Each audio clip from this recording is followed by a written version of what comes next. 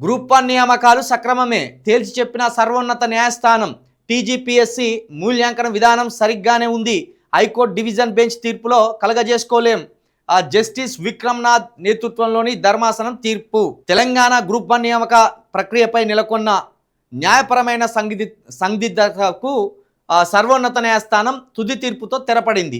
TGPSC చేపట్టిన 563 పోస్టుల నియామక ప్రక్రియ చట్టబద్ధమేనని సుప్రీంకోర్టు స్పష్టం చేసింది. ఈ నియామకాలను సవాల్ చేస్తూ దాఖలైన స్పెషల్ లీవ్ పిటిషన్లను ధర్మాసనం కొట్టివేసింది. హైకోర్టు డివిజన్ బెంచ్ ఇచ్చిన తీర్పులో జోక్యం చేసుకోవడానికి నిరాకరించింది.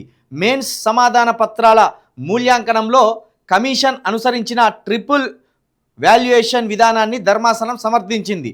అభ్యర్థుల ఎంపికలో పారదర్శకతను పాటించామని, గోప్యత కోసమే బార్కోడ్ నిబంధనలో కొన్ని మార్పులు చేశామని కమిషన్ చేసిన వాదనతో న్యాయస్థానం ఏకీభవించింది. నియామక ప్రక్రియలో రాజ్యాంగబద్ధ సంస్థ అనుసరించిన విచక్షణను తప్పుబట్టలేం. హైకోర్టు ఇప్పటికే అన్ని అంశాలను క్షుణ్ణంగా పరిశీలించి తీర్పు వెలువరించినందున మరోమారు ఇందులో జోక్యం చేసుకోవాల్సిన అవసరం లేదని భావిస్తున్నామని ధర్మాసనం తేల్చి చెప్పింది.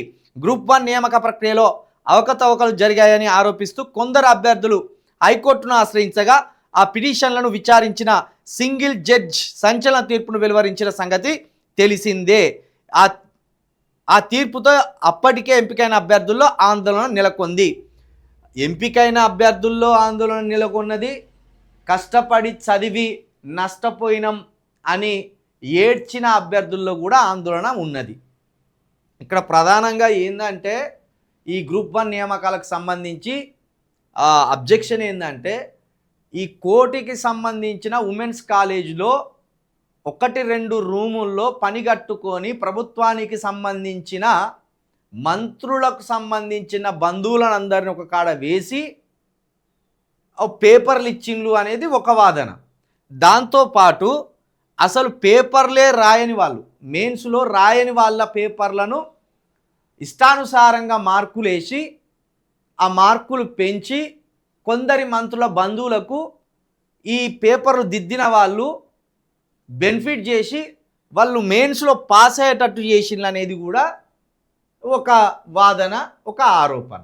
ఇప్పుడు ఇందులో సెలెక్ట్ అయిన అభ్యర్థుల్లో కొంతమంది మంత్రుల బంధువులు ఉన్నారనేది ఈ నల్గొండకు సంబంధించిన మంత్రుల బంధువులు, ఇంకా నాగర్ కర్నూలుకు సంబంధించిన మంత్రుల బంధువులు కొంతమంది ఇందులో అర్హత సాధించిండ్రు అనేది గ్రూప్ 1 రాసిన అభ్యర్థుల ఆందోళన. చాలా బాగా రాసినాం మేము, కానీ మాకు మార్కులు వేయలేదని చాలామంది అభ్యర్థులు ఏడ్చిండ్రు. కొన్ని ప్రశ్నలకు సరైన సమాధానాలు రాసినా కూడా వాటికి వేయలేదని కొంతమంది. కాబట్టి ఇక మరి మొత్తానికైతే సర్వోన్నత న్యాయస్థానం కూడా మేము జోక్యం చేసుకోలేము అని చేతులు ఎత్తేసింది. ఇక కాబట్టి గ్రూప్ 1 నియామకాలకు దారి క్లియర్ అయినట్టే కనిపిస్తుంది.